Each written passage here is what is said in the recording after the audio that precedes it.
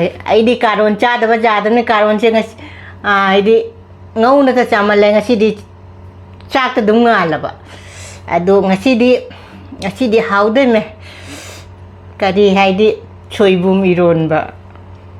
ꯆꯥꯔ ꯍꯥꯎꯔꯦ ꯍꯥꯎꯇꯦ ꯍꯥꯏꯔꯛꯄ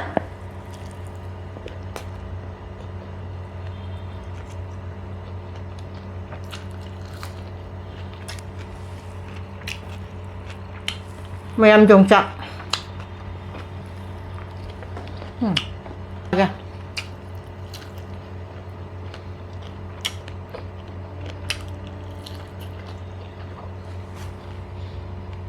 ꯎꯃꯣꯔꯣꯛꯁꯦ ꯃꯄꯥꯟꯗꯤ ꯁꯥꯏ ꯑꯃ ꯄꯥꯟꯗꯦ ꯃꯄꯥꯟꯗꯤ ꯁꯥꯏꯌꯦꯕ ꯑꯃ ꯄꯥꯟꯗꯦ ꯑꯩꯅ ꯑꯃꯈꯛꯇꯪꯒ ꯄꯥꯜꯍꯟꯅꯤꯡꯉꯤꯕꯅꯦ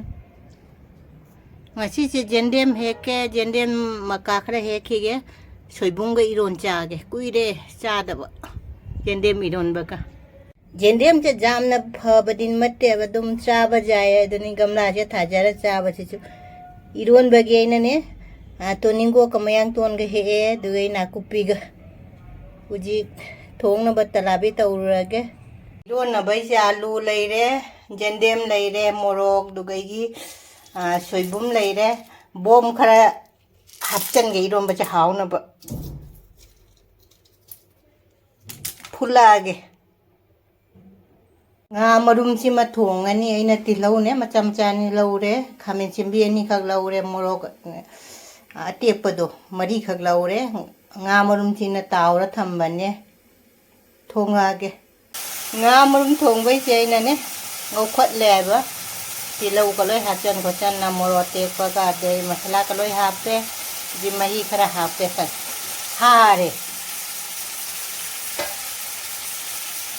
Jang je phajana chauro mina ne nga aidi nga marum japcha lage je phajana chawal lage jang machu godi jam phaje mayam hawda mandra haibira mo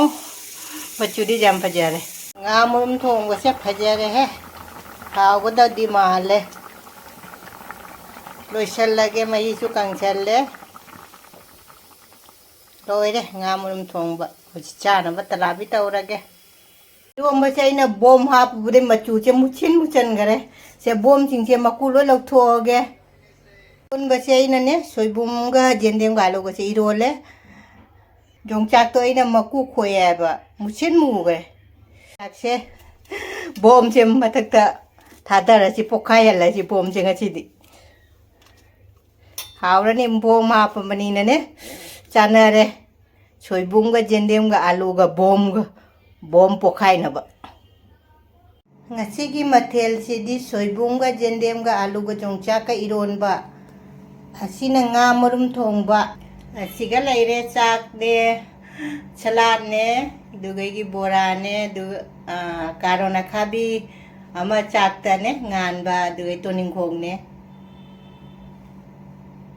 magre khana ikong no na khoram jari ngasi su mubang ama dum pore ko mamang da mathen budi mamang na mayam na cha dinge mamang da loi ura pone ba si se soibum ne jendem ne alu ne yongchak ne iron ba leire ko atoningok leire karon leire bora leire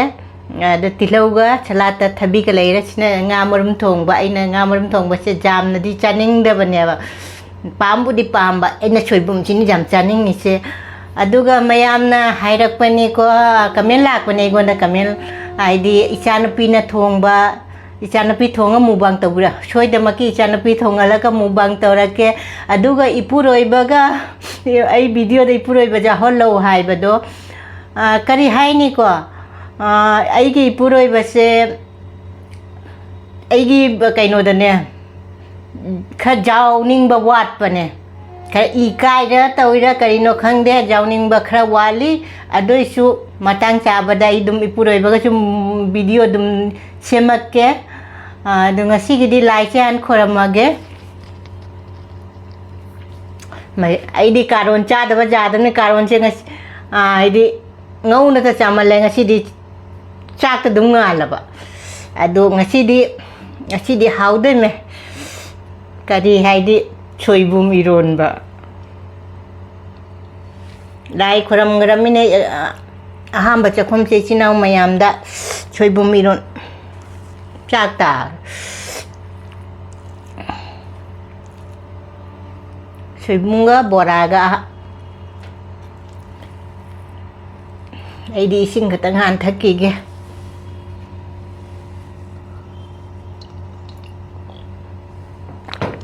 camera ꯁꯦꯠꯇꯤꯡꯁꯦ ꯉꯁꯤꯁꯦ ꯑꯩꯅꯅꯦ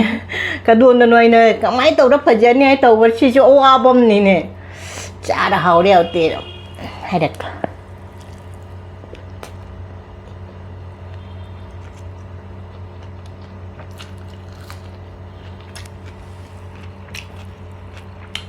ꯃꯌꯥꯝ ꯌꯣꯡꯆꯥꯛ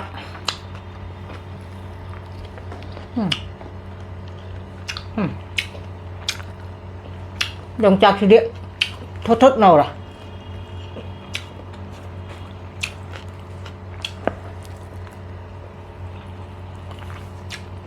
ꯃꯌꯥꯝ ꯀꯥꯔꯣꯟ ꯆꯥꯒꯦ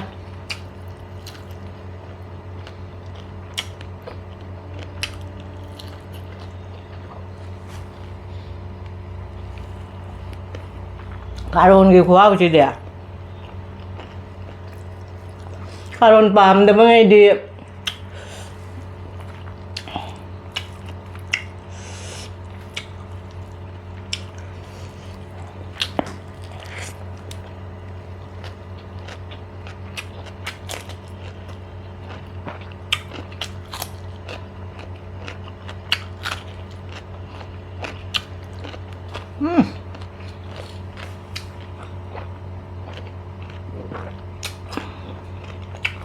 소이붐 이런박이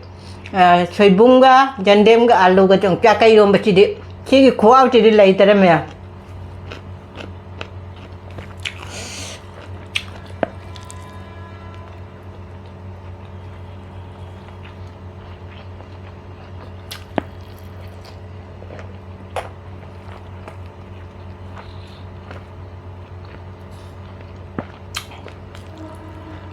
가론 안간 마시고 다 가다 잠하오리 아 소이붐 이런 바샤 밤무리 너 저게 소이붐 제가 시나로다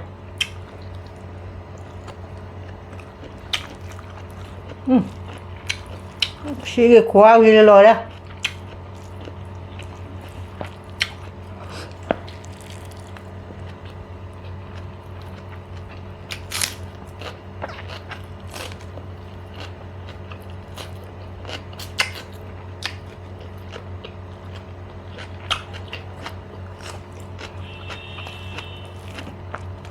ꯊꯕꯛ ꯆꯠꯂꯛꯄꯗ edit ꯇꯧꯕꯁꯦ ꯃꯇꯝ ꯆꯥꯅ ꯇꯧ ꯉꯝꯗꯦꯕ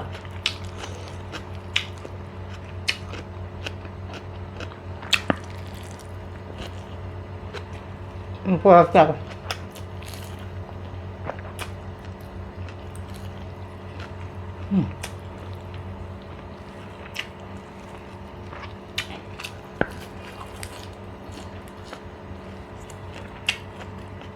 뚜니고기도 거의 구하오네 이런 맛이가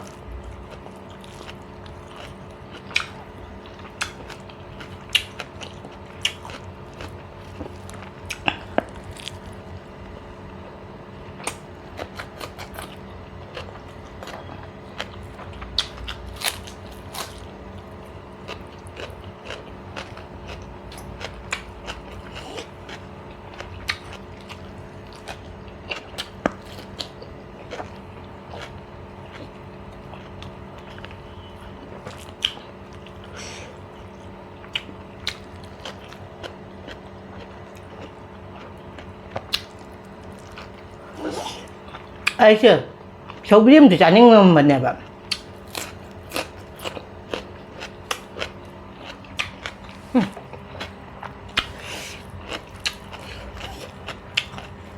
그래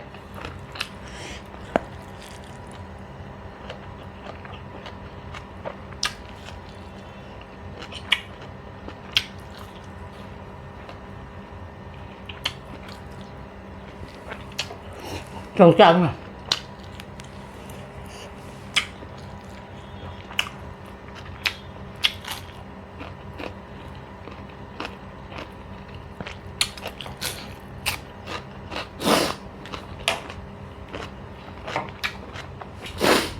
Maya mitai hidup ini nggak ada dokter. Nuti ki mau bang tahu benin nih pi.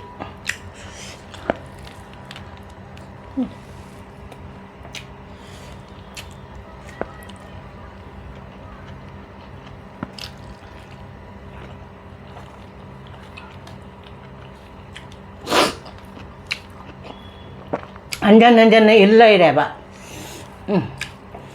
이리 nga thongba nga marum thongba che kon cha ga. Soibum irom ba morok chatak tau na hau ba da. Hani nga dai ta. Hau man na ku bi chi edo.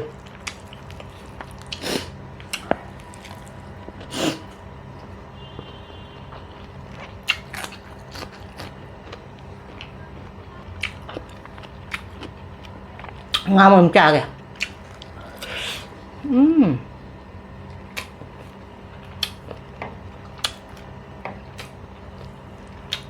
Ngasih ngamon dong ya. Jam-jam na lu có mấy đâu nè. Khamen chimbi cái tàu nó thùng mà nè. Khamen chimbi mà mình chú tăng được rồi gì.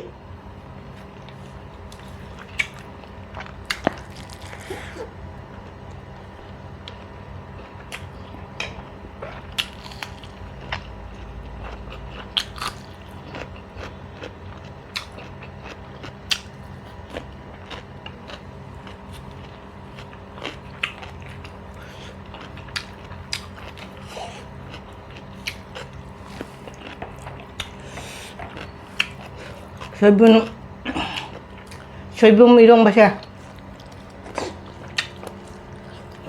Pelaw dia. Ay ginaw no pian ni tana pibirak pa niya. Ay jumtat pa duwa. Thank you Anita. How wala ka siya soibum irom ba siya?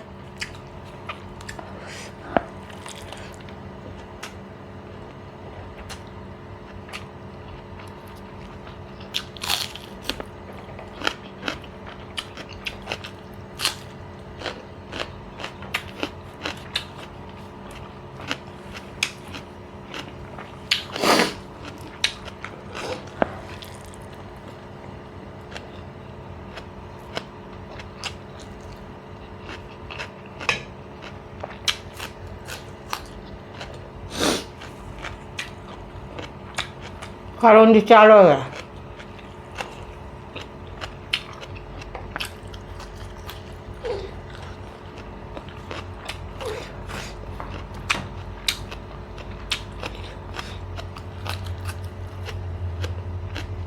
Irom ba tadi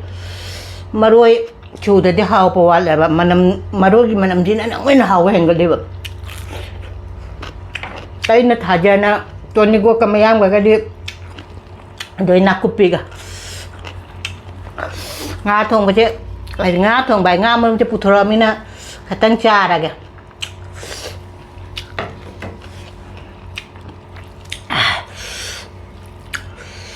irom bây giờ một xả cái lép chứ ta hào cho hào đi bộ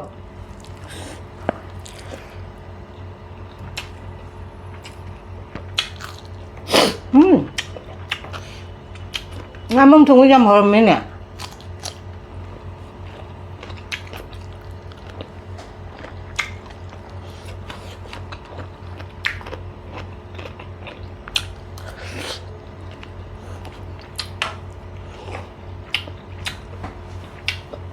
wow thì lỗi ra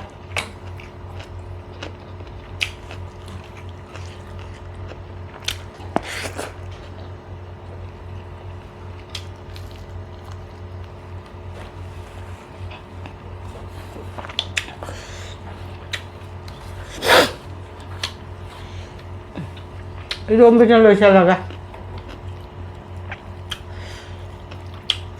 irom ba siya ay puro trang da berang ne mau saya berang da ay ko na ha ba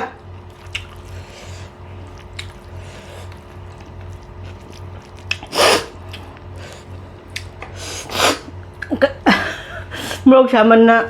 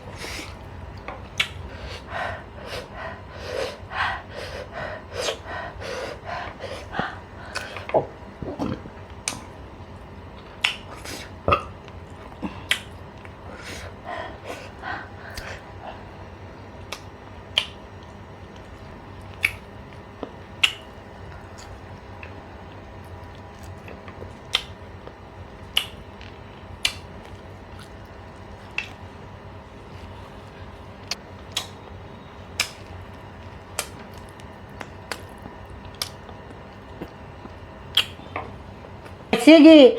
soibumga yendamga aluga yongchak eromba se morok chaptak tawraga aina pamjabagi mawongdo oireba lei gase senge wa ngangbada senge ba adu marum thongba sisu jam hawre hawbade ngasi se ai chak khar likhra male adu chak se laura roige anauba ichini naw na gi video che aham thingnabi batayadi subscribe like share nungsiba comment ma tawbirammo hanade jengba ichina oiragana